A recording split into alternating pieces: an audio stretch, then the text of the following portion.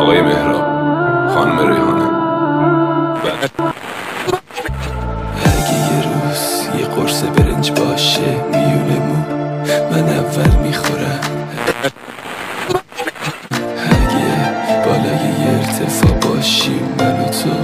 من اول میپرم، اگه یه جا دوا بشه سرت وای نسا برو من کتک میخورم،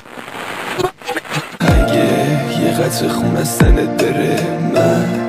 همه خونم رو میدم، اگه حتی